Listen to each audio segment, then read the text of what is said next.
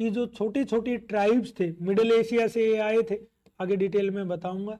ये जो जन था, ये जब परमानेंटली सेटल हो गया, ये जन कहाँ थे, आर्य लोग सबसे पहले कहाँ आके बसे थे भारत में?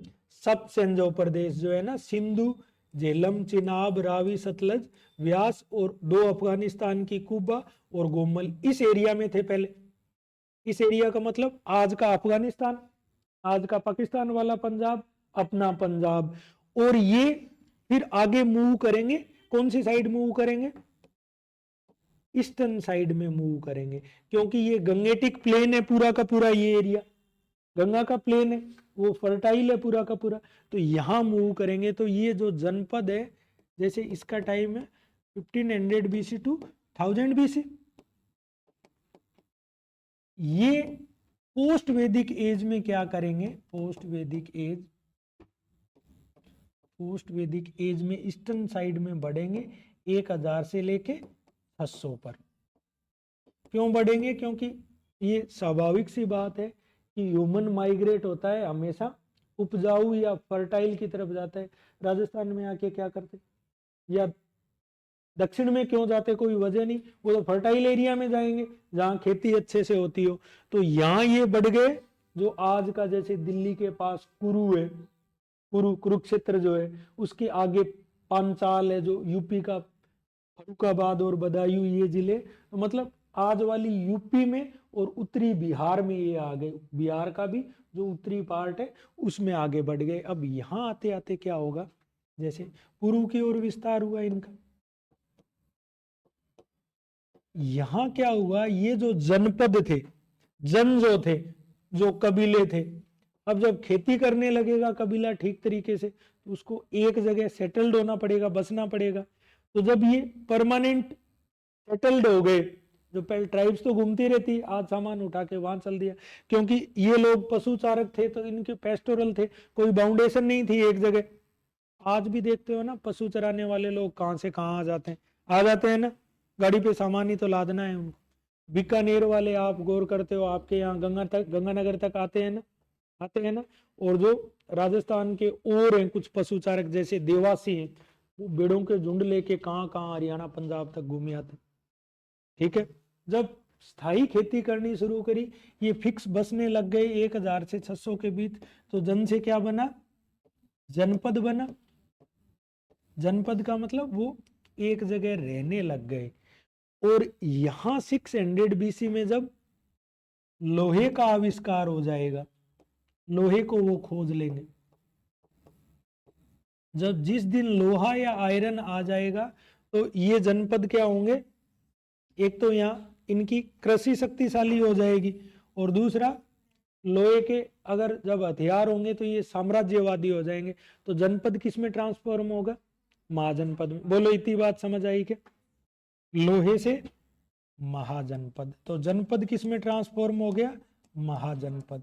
देखो 1500 से 1000 वाला जन 1000 से 600 के बीच में जनपद बन गया, और 600 BC या 600 ईस्वी आते आते वो क्या बन गया? महाजनपद बन गया। और ऐसे कितने महाजनपद थे? 16 थे पूरे देश में, अलग अलग, जैसे अंग, मगध, काशी, कौशल, जैसे ये उनका था, ऐसे समझना। दक्षिण भारत में केवल एक ही है, तो दक्षिण भारत की तरफ अपन गौर नहीं करेंगे। देखो यहाँ तो था अंग, फिर दक्षिणी बिहार मगध, फिर इधर काशी, फिर यहीं कौशल, फिर वज्जी, फिर मल, फिर यहाँ बुंदेलखंड में चेदी, फिर यहीं वत्स, फिर अस्मक दक्षिण भारत में था अस्मक, फिर यहाँ अवंती, फिर यहाँ गांधार अफगानिस्तान में, और यहाँ कंबोज, ये वाला एरिया था। ठीक है, आगे डिटेल में बताऊंगा। अब यहाँ क्या होगा कि देखो, यहां जब लोहा आएगा ना, अब प्रॉपर तरीके से 600 ईस्वी में ही यूज होने लग गया। वैसे तो एनसीईआरटी की डेट देखो तो 700 BC में आयरन को प्रॉपर तरीके से यूज करने लग गए थे, लेकिन उस चीज को एकदम जैसे रूटीन की चीज होने में 100 साल 200 साल कोई बड़ा टाइम नहीं है। तो यहां लोहे का प्रयोग व्यापक पैमाने पर होने लगेगा। तो एक तो इन महाजनपदों में मगध शक्तिशाली हो जाएगा, एक काम तो ये होगा। तो यहां जो लिखना, लोहे का व्यापक प्रयोग, use of iron in abundance है ना, लोहे का व्यापक प्रयोग। कब? 600 BC। तो एक तो क्या होगा, इन 16 महाजनपदों में से शक्तिशाली कौन बन जाएगा? मगध। Rise of Magadh. क्यों? क्योंकि आज जो भारत की अगर आयरन अगर देखते हो तो आयरन बेसिकली कहाँ है? छत्तीसगढ़ झारखंड वाले एरिया में, तो वही तो दक्षिणी बिहार है। 2000 में ही तो अलग किया था उनको, ठीक है। तो मगध के पास सबसे ज्यादा लोहा था, प्लस इसकी जो दोनों राजधानियां थी, पहली राजधानी ग्रीवर्ज, वो तीनों तरफ से पहाड़ों से घिरी हुई थी, तो नेचुरली वो प्रोटेक्टेड थी। और जो अगली थी पाटलिपुत्र, पाटलिपुत्र गंगा सोन और गंडक के किनारे थी, तो वो भी, तो जिनकी कैपिटल प्रोटेक्टेड होगी वो एम्पायर लॉन्ग लास्टिंग होगा कि नहीं होगा? यहाँ तो मगध का उत्कर्ष हो जाएगा। और दूसरा क्या काम होगा, जैसे ही लोहा आएगा ना, तो एग्रीकल्चरल प्रोडक्शन बढ़ जाएगा। उस प्रोडक्शन के बढ़ने से क्या होगा, जब सरप्लस एग्रीकल्चरल प्रोडक्शन होगा, किसान के पास ज्यादा अन्न होगा, तो फिर जैसे राज्य का टैक्स बढ़ जाएगा। एंशियंट इंडिया में अगर पूछो तो कोई स्टेट कैसे इनकम करता था? टैक्स। टैक्स का भी क्या रूप था? कोई इनकम टैक्स थोड़ी लगाता था, जीएसटी लगाता था। लैंड रेवेन्यू था सिंपल सा। तो लैंड रेवेन्यू जैसलमेर बाड़मेर में ज्यादा या बुंदेलखंड में ज्यादा ले सकता है या गंगेटिक प्लेन में ज्यादा ले सकता है? गंगेटिक प्लेन में। तो स्टेट के पास जैसे इनकम होगी, स्टेट बड़ी सेना खड़ी करने लगेगा और उन राज्यों के बीच में युद्ध होने शुरू हो जाएंगे। एक तो ये काम होगा। दूसरा, जब एग्रीकल्चर का एक्सपेंशन होगा तो जो वैदिक धर्म है वो लोगों में इतना पॉपुलर नहीं रहेगा। क्यों नहीं रहेगा? क्योंकि वो यज्ञों में बैलों की बलि देंगे, और बैल की आवश्यकता किस चीज में थी? खेती करने में थी। तो धीरे धीरे कुछ लोग होंगे जो वैदिक धर्म के विरुद्ध आवाज उठाएंगे। प्लस वैदिक धर्म को चलते चलते हो गए थे अब लगभग 900 साल। 900 साल में क्या चेंज हुआ? जो ऋग्वेदिक रिलीजन था 1500 से 1000 वाला, वो तो सिंपल सरल था। शुरू में दुनिया का कोई भी रिलीजन है वो बहुत सिंपल और इजी होता है, धीरे धीरे टफ होता जाता है वो। बाद में क्या किया कि उसमें इतने ज्यादा रिचुअल्स या कर्मकांड बन गए कि वो जो यज्ञ इतना सरल था, पति पत्नी साथ में बैठ के करते थे, वो यज्ञ एक एक साल तक चलने लग गए। जैसे या राजसूय यज्ञ होने लग गए, राजा करते थे, अश्वमेघ होने लग गए, वाजपेय होने लग गए।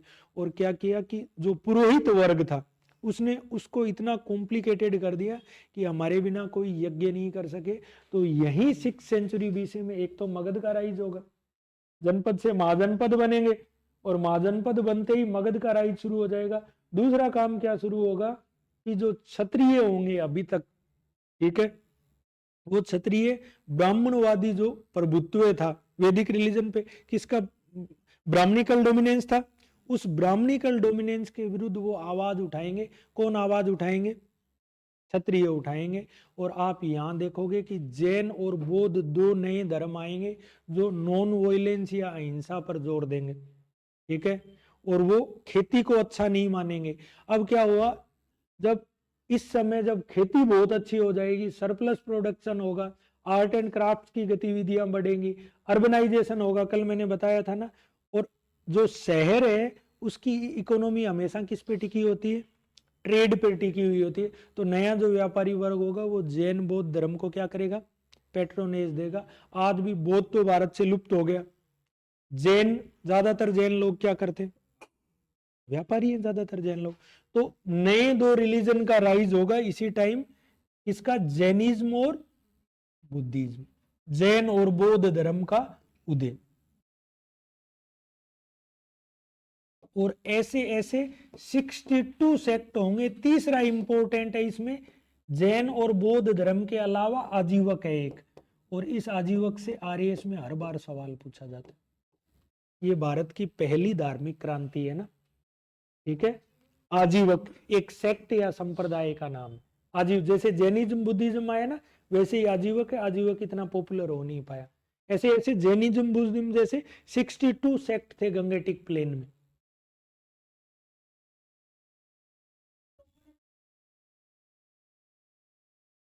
तुरंत ही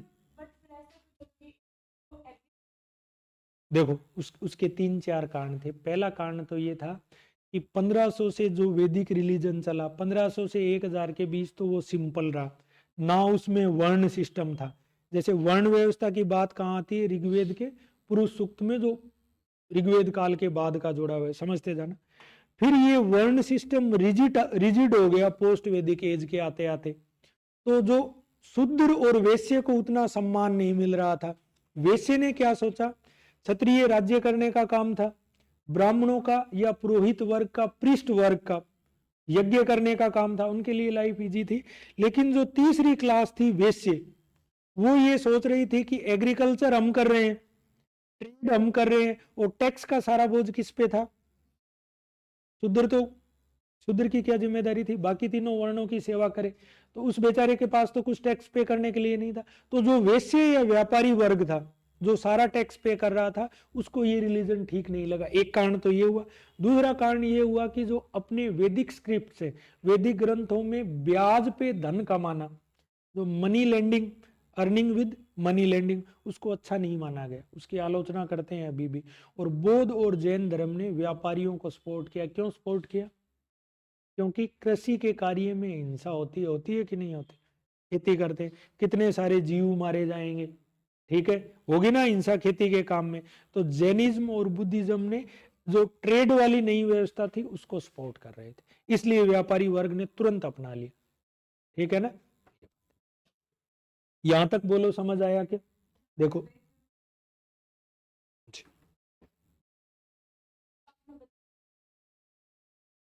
आप शॉर्ट करके मैं एज इट इज बना लो, आगे बहुत डिटेल में लिखाऊंगा, चिंता मत करो, है ना? लिखो साथ साथ इसको। ये जो है ना आउटलाइन मैं दे दूंगा आपको, है ना, डाल दूंगा, ग्रुप में डाल दूंगा, सुन लो अच्छे से। ये आउटलाइन बता रहे, आगे एक एक चीज डिटेल में लिखाऊंगा, आउटलाइन याद मैं डाल दूंगा, टेलीग्राम ग्रुप पे डाल दूंगा, ठीक है ना? देखो अब आगे बढ़ो। यहां क्या होगा कि जो मगध है, मगध यानी कि आज का दक्षिणी बिहार, मगध का राइज हो गया था कब? 600 बीसी में। इस मगध पे 3 डायनेस्टी रूल करेंगी। कौन कौन सी 3 डायनेस्टी रूल करेगी? पहले तो आएगी हर्यक डायनेस्टी, जिसका होगा बिंबिसार होगा, अजातशत्रु होगा, उदयन होगा। हर्यक के बाद में आएगी डायनेस्टी शिशुनाग, जिसकी स्थापना शिशुनाग करेगा। और फिर आएगा नंद वंश, नंद डायनेस्टी, ठीक है। इनका टाइम रहेगा 544 से लेकर 412 बीसी है ना, ये ईस्वी पूर्व अभी तक। तो इनका 412 बीसी टू 344 बीसी, और इनका रहेगा 344 बीसी टू 323 बीसी। नंदों को सत्ता से कौन हटा देगा? मगध की सत्ता से या पाटलिपुत्र से कौन हटाएगा? मौर्यन, चंद्रगुप्त मौर्य चाणक्य के साथ मिलकर अंतिम जो मौर्यन रूलर होगा घनानंद, घनानंद को हरा के यहां कौन सी डायनेस्टी एस्टेब्लिश हो जाएगी? मौर्य, मौर्यन डायनेस्टी। ये काम कब हुआ? 323 बीसी या ईस्वी पूर्व। इस वंश की स्थापना कौन करेगा? चंद्रगुप्त मौर्य। पढ़ लिया ना 300 साल का इतिहास एक साथ। अब देखो इधर मेरी तरफ, इसी समय भारत पर फॉरेन इन्वेजन होंगे। तो जो पहला फॉरेन इन्वेजन होगा वो कहां से होगा? ईरान या पर्सिया की तरफ से। और वहां का होगा अखेमनी डायनेस्टी का राजा डेरियस, जिसको हिंदी में हम दारा कहते हैं। तो दारा कहां करेगा? देखो 2 फॉरेन इन्वेजन होंगे इस समय भारत पर, 2 विदेशी आक्रमण, 2 फॉरेन इन्वेजन। ये हाँ, उनकी एग्जैक्ट डेट बता रहा हूं, एग्जैक्ट डेट बता रहा हूं। देखो फर्स्ट तो होगा 512 बीसी में, कौन करेगा? डेरियस ऑफ, डेरियस, इस डेरियस को अपन हिंदी में दारा कहेंगे, डेरियस ऑफ पर्सिया या ईरान। ये अखेमनी डायनेस्टी का था। तो ये किसके टाइम में करेगा? इसका टाइम तो हर्यक डायनेस्टी का टाइम हो गया, लेकिन ये केवल नॉर्दर्न वेस्टर्न इंडिया पे करेगा, आज वाला जो पाकिस्तान है वहां करेगा, तब तो पाकिस्तान अपना ही था। ठीक है, सेकंड इन्वेजन का होगा, फर्स्ट तो ये हो गया, सेकंड किसका होगा, इन्वेजन ऑफ अलेक्जेंडर, सिकंदर का आक्रमण, है ना, सिकंदर का आक्रमण। ये कब होगा, ये होगा 326 बीसी, और इसी चीज का फायदा चंद्रगुप्त मौर्य ने उठाया, क्योंकि नंद एम्पायर कमजोर हो गया था। ये दो याद रख लोगे, इन्वेजन ऑफ अलेक्जेंडर, अलेक्जेंडर को अपन सिकंदर कहेंगे।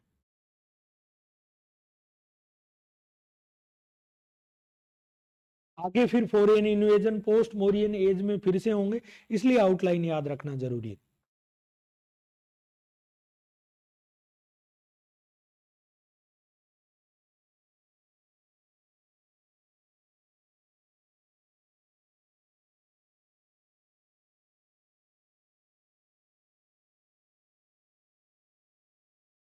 ठीक है, देखो अब आगे बढ़ो।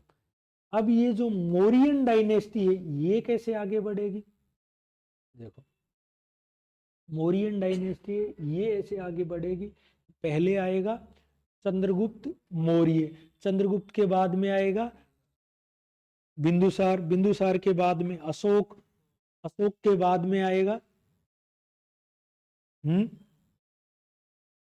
अशोक के बाद में छोटे छोटे राज्य आएंगे और इसका मौर्य साम्राज्य का पतन हो जाएगा।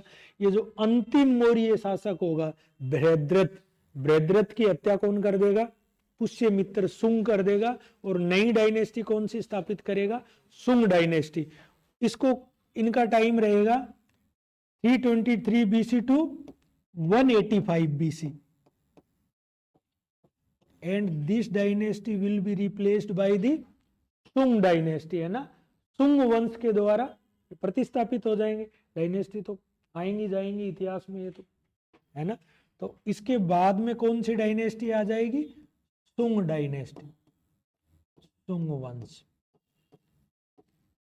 और ये आएगी, ये रहेगी 185 बीसी टू 75 बीसी। पुष्यमित्र होगा, फिर वसुमित्र होगा, फिर अग्निमित्र होगा।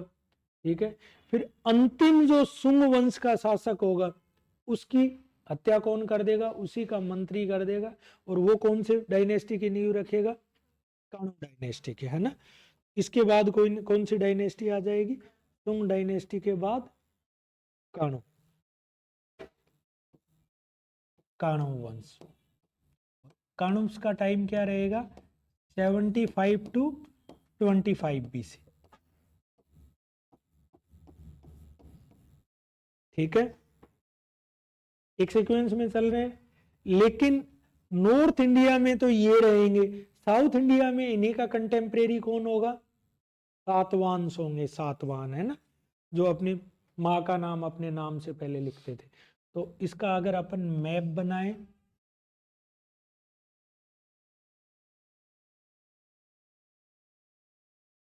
तो ये हो गया अपना पाटलिपुत्र, पाटलिपुत्र पे तो रहेंगे, पहले तो आएंगे सुंग, और सुंग के बाद में आ जाएंगे काणु, और इसी टाइम राइज होगा जो डेक्कन है, एक तो सदर्न पेनिसुलर है, प्रायद्वीपीय भारत है नीचे वाला हिस्सा, तो और जो डेक्कन वाला हिस्सा है ऊपर वाला महाराष्ट्र कर्नाटक वाला, यहाँ कौन आ जाएंगे, सातवाहन डायनेस्टी आ जाएगी।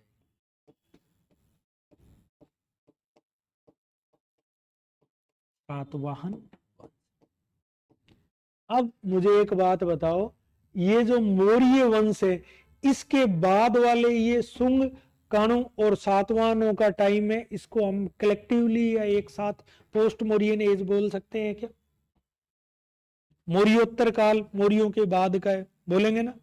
तो इन तीनों को अपन क्या बोलेंगे, सुंग, काणु और सातवाहन, ये अपनी एज हो जाएगी पोस्ट मौर्यन एज, मौर्योत्तर काल। ये एक अलग टाइम हो गया, मौर्योत्तर काल, post Mauryan as,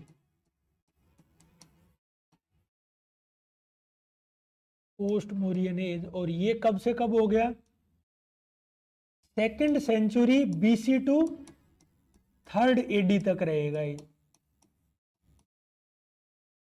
2nd century BC to 3rd AD तक, क्योंकि 185 2nd सेंचुरी बीसी तो है, द्वितीय शताब्दी है ना। अब देखो सुंग कर्ण और सातवाहन। अब पोस्ट मोरियन एज में सिर्फ इतना ही काम नहीं होगा, 4 फॉरेन इन्वेजन होंगे, ठीक है, 4 फॉरेन इन्वेजन और होंगे, वो मैं बताता हूं। 4 और जो विदेशी आक्रमण हो रहे हैं, देखो वो कौन कौन से। देखो एक तो ये इतना हो गया पोस्ट मोरियन एज, अगर इसको समझे तो देखो पोस्ट मोरियन एज या मौर्योत्तर काल, देखो पोस्ट मोरियन एज या मौर्योत्तर काल, मौर्योत्तर काल ये कब से कब है, 2nd century BC, 3rd AD. देखो इसमें एक तो हो जाएंगे सुंग कर्ण, तो हो गए नॉर्थ इंडिया में, और साउथ में हो गए सातवाहन, और जो 4 फॉरेन इन्वेजन होंगे प्लस 4 विदेशी आक्रमण। 4 फॉरेन इन्वेजन किस किस के होंगे बताओ। फर्स्ट तो होगा इंडो ग्रीक्स, इंडो ग्रीक को अपन हिंदी में कहते हैं हिंदी यूनानी, बताऊंगा क्यों कहते हैं हिंदी यूनानी। उसके बाद सकाज आ जाएंगे, सकाज है ना, शक, ये भी मिडिल एशिया की ट्राइब थी, ठीक है, ये सीक्वेंस है इनका। इंडो ग्रीक्स आ गए, सकाज आ गए, इनके बाद में कौन आएगा, पार्थियन या पल्लव, जो पर्शिया से आए थे, आज के ईरान से, पार्थियन। और इसके बाद में कौन आएगा, इनके बाद कौन आएगा, कुषाण आ जाएंगे, है ना, कुषाण, कुषाण या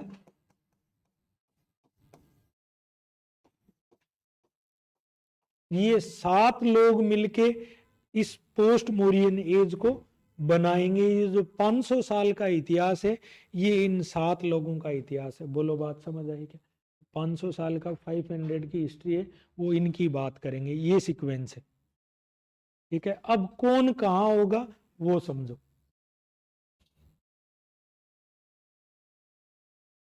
मैप बनाना है ना,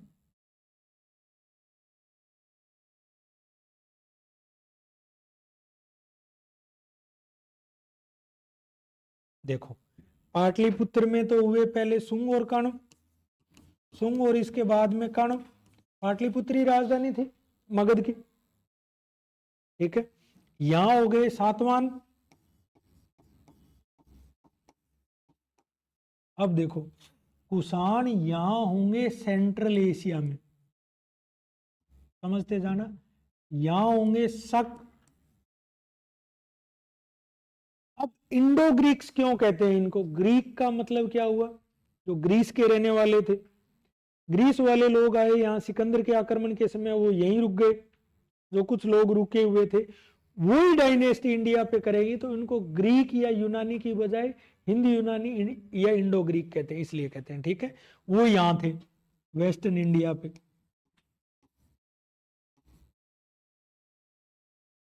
और पार्थियन या पल्लव यहां आज का पाकिस्तान है, यहां ईरान है, तो वो यहां से आए थे पर्सिया से डायरेक्ट, ठीक है। सबसे पहले क्या हुआ, इंडो ग्रीक्स ने इन्वेजन किया 2nd सेंचुरी बीसी में, जैसे सबसे पहले डिमेट्रियस आया, ठीक है, जो इंडो ग्रीक्स था यहाँ थे। उसके बाद में क्या होंगे, शक आएंगे। शक क्यों आएंगे, क्योंकि ये कुषाण इधर जब इन्वेजन करेंगे तो इन सकाज पे प्रेशर होगा, सुन लेना, प्रेशर होगा तो ये इंडिया की तरफ आएंगे, और ये शक 5 ब्रांच में बंट जाएंगे। एक ब्रांच दक्कन में जाएगी सातवाहनों की तरफ, तो जो गौतमी पुत्र सातकर्णी है उसका संघर्ष किससे होगा, छैरात वंश का, जो नेपान है छैरात डायनेस्टी का, क्योंकि वो दक्कन में भी चले गए, इन्हीं से होगा कॉन्फ्लिक्ट तो। ठीक है, फिर जो कुषाण्स इन शक को रिप्लेस करके कुषाण इंडिया में आ जाएंगे और पूरे नॉर्थ इंडिया पे कब्जा कर लेंगे। जैसे हुविस्क है, कनिष्क है, इनका नाम सुना है ना, सबसे लास्ट में ये आएंगे। बट दो लोगों का इन फॉरेन इन्वेजन जो करेंगे ना, इनमें दो लोगों का एम्पायर बड़ा होगा, पहले शक का होगा और फिर कुषाण से इनको रिप्लेस कर देंगे। तो इस एज को कलेक्टिवली शक कुषाण एज भी कह देते हैं, कोई दिक्कत नहीं है। तो इस एज को या तो पोस्ट मोरियन एज कहेंगे या कह देते हैं सुंग सातवान एज भी कह देते हैं, दूसरा नाम। और तीसरा नाम क्या हो गया, शक कुषाण एज।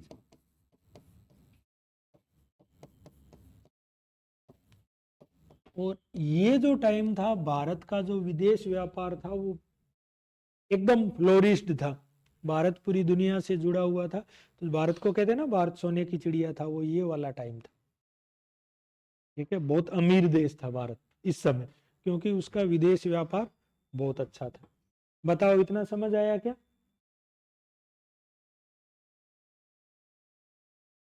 लिखो।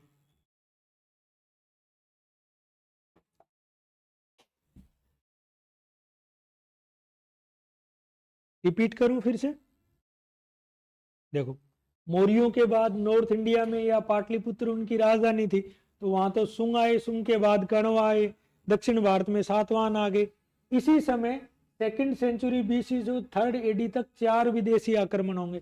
सबसे पहले इंडो ग्रीक्स आएंगे, इंडो ग्रीक्स के बाद शक आएंगे, शक के बाद थोड़े से टाइम के लिए पार्थियन आएंगे पर्शिया से, और इनके बाद कुषाण आएंगे। कुषाणों का साम्राज्य सबसे बड़ा था।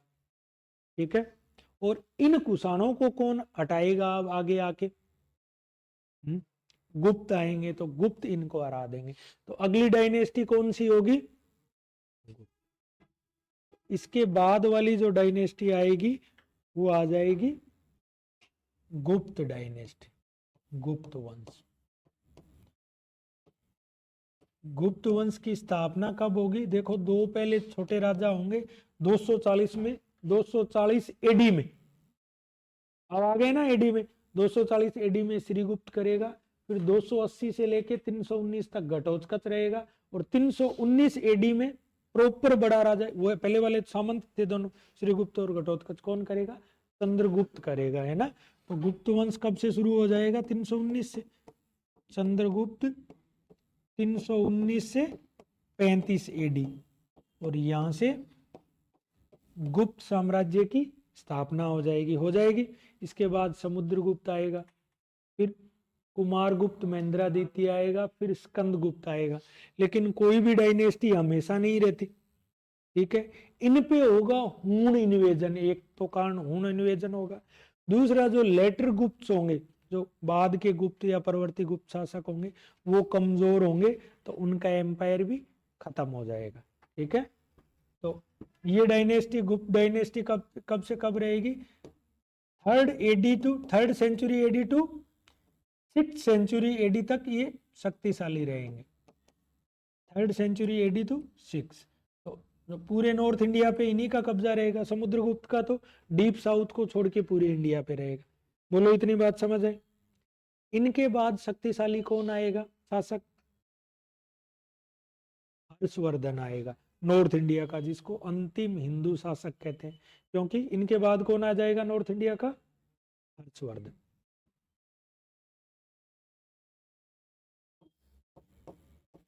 पुष्यभूति डायनेस्टी का था हर्षवर्धन, और इसका टाइम क्या है? 606 से लेके 47 तक। 606 से, बोलो आया इतनी बात समझ? देखो, पुष्यभूति वंश का था।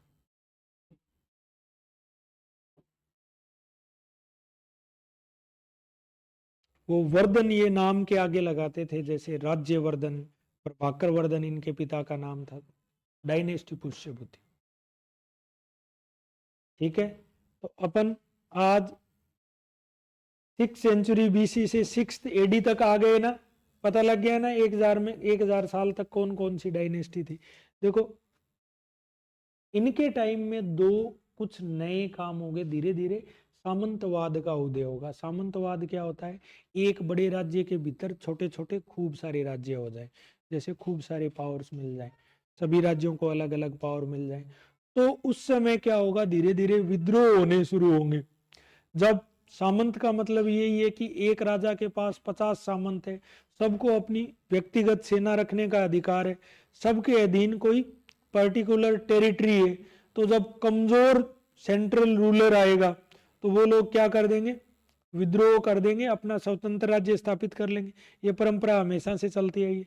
तो गुप्त एज और हर्षवर्धन के गुप्त एज में जो सामंतवाद या जो फ्यूडलिज्म का राइज हुआ था, वो हर्षवर्धन तक आते आते बहुत स्ट्रोंग हो जाएगा। तो यहां क्या होगा? राइज ऑफ फ्यूडलिज्म देखते जाना है ना। यहां इसी टाइम क्या होगा? सामंतवाद का उदय हो जाएगा।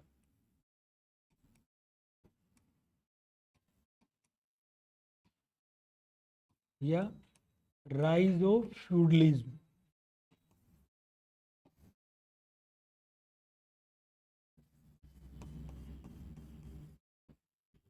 ये कैसे हुआ? देखो, थोड़ा सा तो काम किया, भूमि दान देना शुरू कर दिया लोगों को।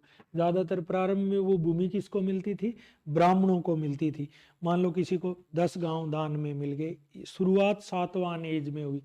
सातवान एज कब थी? सातवान है first to third century AD. तो मैं कहता हूं ना, हिस्ट्री कंटिन्यूटी में चेंज किए।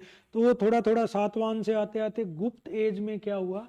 गुप्त शासकों ने जो अपने सैनिक अधिकारी थे या सामंत थे, उनको लैंड ग्रांट या भूमि दान में देनी शुरू कर दी। अब वो वहां के छोटे छोटे रूलर बन गए। एक राजा के अधीन 20 सामंत हो गए, 50 सामंत हो गए। तो जब तक राजा शक्तिशाली रहता था तब तक तो वो कंट्रोल में रहते थे। जैसे ही राजा कमजोर हुआ, वो अपनी डिक्लेयर कर देते कि हम तो लिबरल हैं और ये हमारा स्टेट है। तो ऐसे करके एम्पायर कमजोर होते गए। और ये फ्यूडलिज्म जिनका राइज, जिनकी शुरुआत थोड़ी थोड़ी सातवान एज में हुई थी और जो थोड़े और जाके स्ट्रोंग हुई वो गुप्त एज में, और वो हर्षवर्धन के टाइम आते आते एकदम अपनी एक्सट्रीम पे पहुंच गई। तो इस टाइम देखोगे आप कि 8th to 12th century Bharat में छोटे छोटे खूब सारे राजपूत राज्य होंगे। तो उसको राजपूत काल कहते हैं, ठीक है ना। तो आगे ये चीज जाएगी। तो 800 से 1200 के बीच का जो टाइम है, एडी, सॉरी एडी है ना, बीसी नहीं एडी, बीसी नहीं एडी। 800 से 1200 जो एडी या ईस्वी वाला टाइम है, इसमें क्या होंगे? पूरे देश में छोटे छोटे राजपूत राज्य होंगे। छोटे छोटे राजपूत राज्य। और इसलिए इसको क्या कहेंगे? राजपूत काल। जैसे कौन कौन से होंगे? मेवाड़ का गुहिल, चित्तौड़ का चौहान, जेजाक भुक्ति या बुंदेलखंड है वहां के चंदेल, और बंगाल में पहले पाल डायनेस्टी आएगी, फिर उसको पहले सेन डायनेस्टी आएगी, सेन के बाद पाल आएंगे। दक्षिण भारत में राष्ट्रकूट और चालुक्य होंगे। फिर 8th to 10th century ट्रिपार्टाइट conflict या त्रिपक्षीय संघर्ष चला था ना। कौन कौन थे? राजस्थान के गुज्जर प्रतिहार थे, जोधपुर वाले एरिया के, बंगाल के पाल और दक्कन के राष्ट्रकूट थे। तो ये टाइम वो होगा जब छोटे छोटे भारत में खूब सारे राज्य हो जाएंगे। लेकिन इसी बीच में क्या होगा? देखो, अब भारत का इतिहास विदेशी इतिहास से कैसे प्रभावित होगा? देखो, इधर तो गुप्त वंश का पतन हो रहा था, लेकिन जैसे ये भारत हो गया, ठीक है, ये पाकिस्तान हो गया, ये ईरान हो गया, ये इराक हो गया, और यहाँ है सऊदी अरब। सऊदी अरब में थे छोटे छोटे कबीले, वो जो आपस में लड़ रहे थे। तो वहां हुए पैगंबर मोहम्मद साहब। उन्होंने क्या किया कि इनको मैं एक धर्म लेके आता हूं। धर्म से लोग बहुत जल्दी एकता के सूत्र में बन जाते हैं, ठीक है। तो वो एकेश्वरवादी या मोनिस्टिक रिलीजन लेके आए, जिसमें सिर्फ अल्लाह एक ही शक्तिमान है। सारे एकता के सूत्र में बंध गए।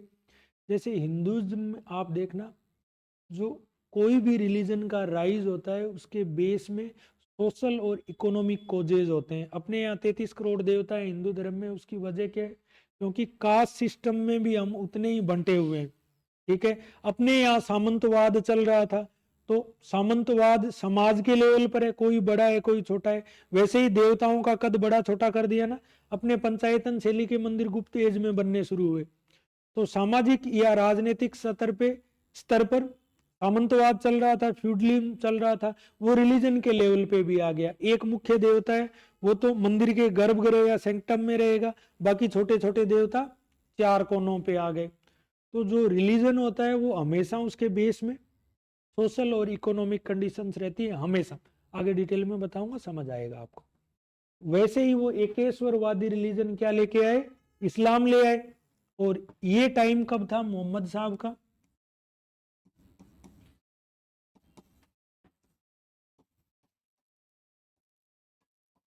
टाइम बताओ इनका। 571 एडी टू 632 एडी, यहां इनकी डेथ हो गई। इन्होंने, ये इस्लाम के फाउंडर थे। ठीक है, तो ये हो गया, सऊदी अरब में किया था इस्लाम का। इधर अगर आप आगे आओगे तो यहां तो अफ्रीकी कॉन्टिनेंट आ गया, और यहां आ गया यूरोप। मोहम्मद साहब की मृत्यु के 100 साल से पहले, 80 साल ही हुए थे, इन्होंने यूरोप की ईंट से ईंट बजा दी। एक तरफ तो इन्होंने इन्वेजन किधर किया? यूरोप की तरफ किया, और दूसरा इन्वेजन किधर करेंगे? आगे बढ़ेंगे यहां से ईरान, इराक, पाकिस्तान होते हुए भारत आए। और भारत में ये इस्लामिक इन्वेजन कब हो गए थे? 712 ईस्वी में, जो यहाँ पाकिस्तान का सिंध है वहां का ब्राह्मण राजा था दाहिर। तो यहाँ एक जो राजपूत एज में एक नया काम हो रहा था पूरी दुनिया में, इस्लाम का उदय हो गया था। ठीक है, तो राइज ऑफ इस्लाम है ना, राइज ऑफ इस्लाम। अब बताओ, वर्ल्ड हिस्ट्री इफेक्ट करती है कि नहीं करती है इंडियन हिस्ट्री को? तो पहले जो आक्रमण होंगे वो किसके होंगे? अरब्स के होंगे, क्योंकि वो सऊदी अरब में रह रहे थे। तो पहले आक्रमण, अब इसी टाइम शुरू हो जाएगा भारत पर अरब इन्वेजन, अरब आक्रमण। और पहला अरब आक्रमण कब होगा? 712 एडी में। इसके बाद आएगा मोहम्मद बिन कासिम आ गया। मोहम्मद बिन कासिम का ही तो था ये 712 एडी का। फिर इस्लामिक जगत की पावर किसके पास चली जाएगी थोड़े टाइम के लिए? ईरानियों के पास। और ईरानियों से जो यहां जो तुर्की में रह रहे थे वो तुर्क पावरफुल हो जाएंगे। तो बाद वाले जो इन्वेजन होंगे, महमूद गोरी और उससे पहले का मोहम्मद गोरी और उससे पहले का महमूद गजनवी, वो कौन थे? वो तुर्क थे। और फाइनली महमूद गोरी इस चीज में सफल होगा, पृथ्वीराज चौहान को हरा देगा। चौहान डायनेस्टी उस टाइम की सबसे पावरफुल थी। ठीक है, और वो यहाँ क्या कर देगा? उसका जो गुलाम होगा कुतुबुद्दीन ऐबक, 1206 में किस चीज की स्थापना करेगा? दिल्ली सल्तनत की स्थापना करेगा। और वहीं से अपन मिडाइवल हिस्ट्री में एंटर हो जाते हैं। बताओ, इतनी बात समझ आई कि? साउथ इंडिया का भी अगर पढ़े, साउथ इंडिया का मैं अलग से पढ़ा दूंगा। साउथ इंडिया में क्या था? सबसे पहले संगम एज आएगी। ठीक है, अगर साउथ इंडिया का भी तो इतिहास चल रहा था, एक बार साउथ इंडिया का भी देख लो यहीं इसी शॉर्ट करके। नॉर्थ इंडिया का तो अपन ने पढ़ लिया। अब दक्षिण भारत के क्या हालात थे? बिल्कुल, देखो साउथ इंडिया के हालात ये थे, देखते जाना है ना, एक बार में ही लिख लेना। यहां फर्स्ट टू थर्ड सेंचुरी कौन थे? सातवान थे। सातवानों के रिप्लेस कौन करेगा?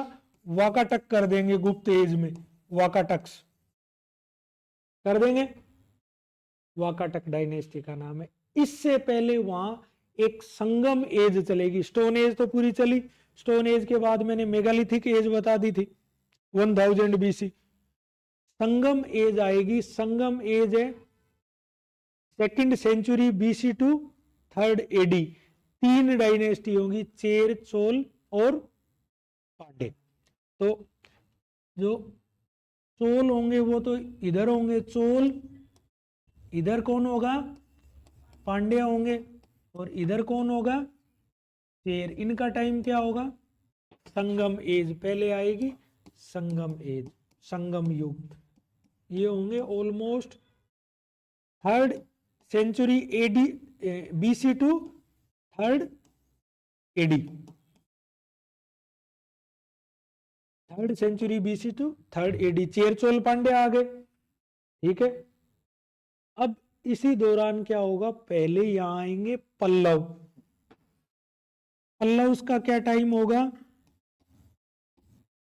6 to 8 सेंचुरी।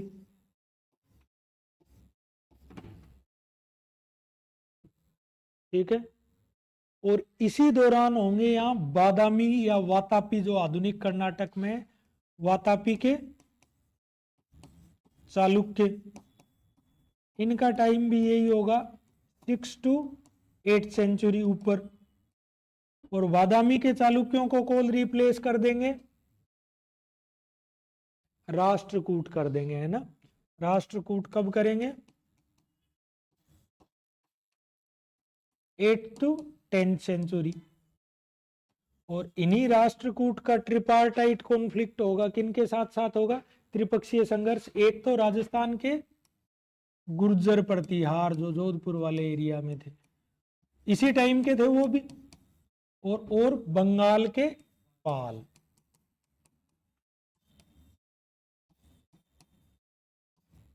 ठीक है, एकदम इजी करके बता रहा हूं। और इन राष्ट्रकूट्स को रिप्लेस कौन करेंगे, वेंगी के चालुक्य।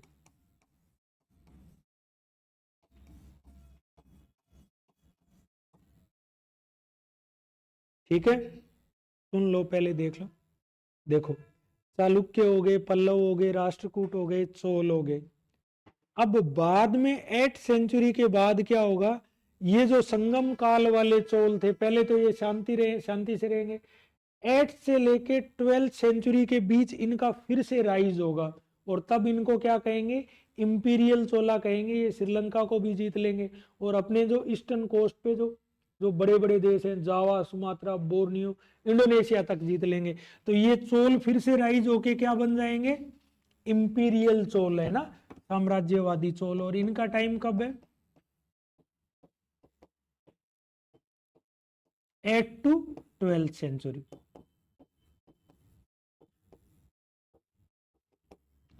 और इन पांड्याज का भी फिर से राइज होगा, लेकिन इनको कौन जीत लेगा, अलाउद्दीन खिलजी जीत लेगा, है ना। अलाउद्दीन खिलजी इस राज्य को खत्म कर देगा। बाद में मोहम्मद बिन तुगलक आएगा, वो भी। ठीक है, ये जनरल आउटलाइन अब आपसे आपका मिक्सअप नहीं होगा, इसको लिख लो, समझिए, आपको तब आएगा जब अपन पूरा पढ़ लेंगे। ठीक है ना, ये आउटलाइन लिख लो, याद कराने का प्रॉमिस मेरा है।